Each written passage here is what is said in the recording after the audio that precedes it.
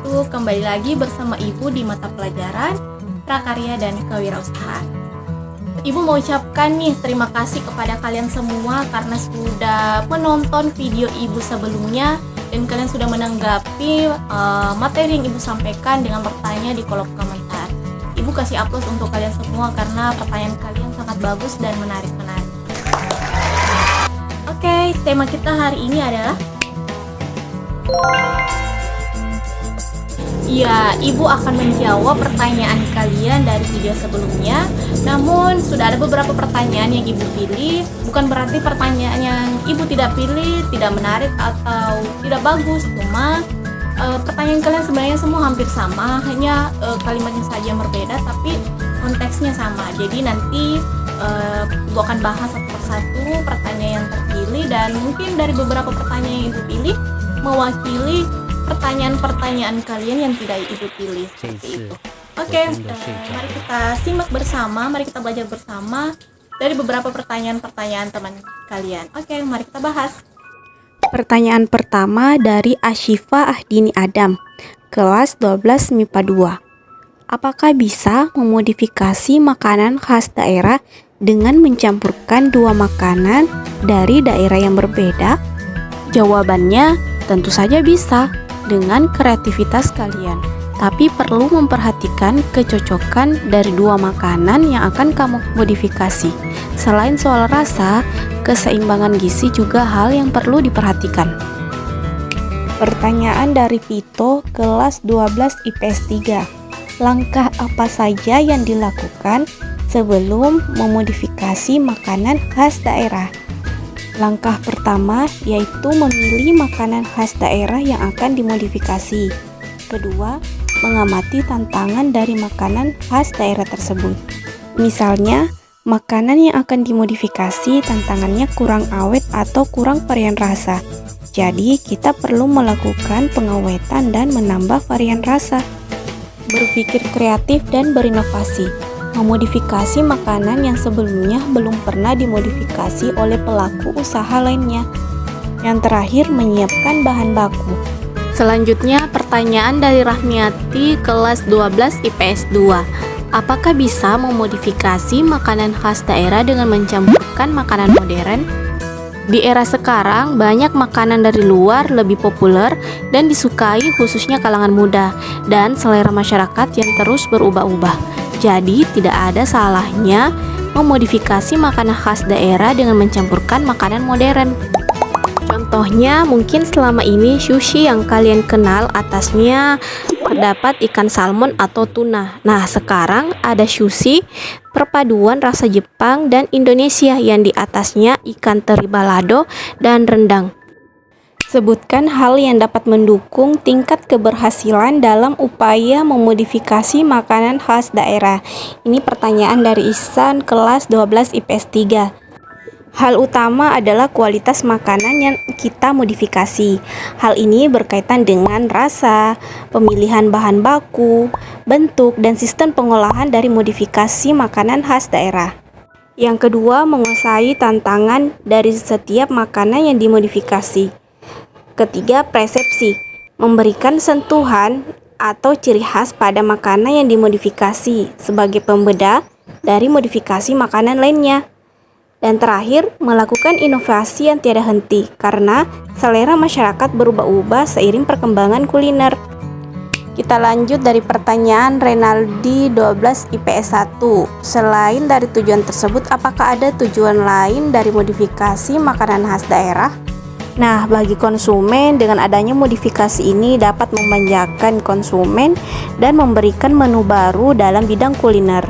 Sedangkan bagi pelaku usaha, yaitu meningkatkan daya tarik masyarakat terhadap makanan khas daerah. Yang kedua, sebagai bentuk memperkenalkan makanan khas daerah dari tiap-tiap daerah di Indonesia. Yang ketiga, mengurangi menjamurnya makanan dari luar.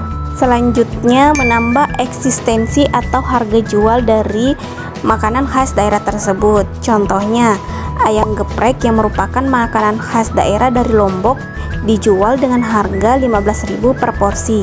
Dengan dimodifikasi dengan menambahkan keju mozzarella, harganya bisa saja jauh lebih mahal.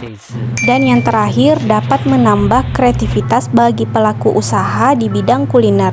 Selanjutnya dari Muhammad Abisar, kelas 12 MIPA 2. Apakah dengan cara memperawet makanan dengan menggunakan zat kimia bisa aman untuk pembeli? Menambahkan zat kimia dalam modifikasi makanan khas daerah tidaklah berbahaya jika menggunakan bahan kimia yang aman dikonsumsi. Ada beberapa bahan zat kimia yang aman dikonsumsi menurut Badan Pengawasan Obat dan Makanan, di antaranya asam sorbat. Asam sorbat paling sering digunakan dalam mengawetkan roti, kue, dan daging. Yang kedua, natrium benzoat. Jenis zat kimia ini dapat menghambat pertumbuhan mikroorganisme atau bakteri yang berpotensi berbahaya dan dapat mencegah pembusukan pada makanan. Yang ketiga, sulfit. Jenis zat kimia ini dapat menjaga mutu, kualitas, dan mempertahankan warna dari makanan. Dan masih banyak bahan zat kimia lainnya yang dapat kita konsumsi. Kemudian pertanyaan dari Sainal kelas 12 MIPA 1. Bagaimana jika membuat suatu makanan dari daerah lain, kemudian kita memodifikasi dan memberikan nama makanan tersebut dengan kemauan kita sendiri? Apakah ilegal atau legal?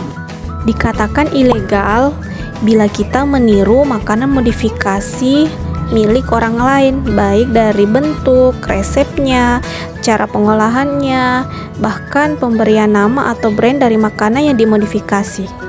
Jadi tentu saja tidak ilegal atau legal asal kita memodifikasi makanan khas daerah tersebut sesuai dengan kreativitas dan inovasi kita sendiri.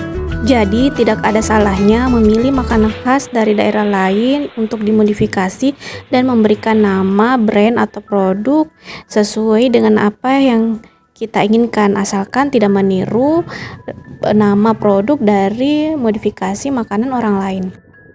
Kita lanjut ke pertanyaan terakhir dari Dwi Dinda Maurah, kelas 12 MIPA 2. Apakah kita sebagai siswa membuat modifikasi makanan khas daerah dan menjualnya harus membuat surat izin usaha terlebih dahulu?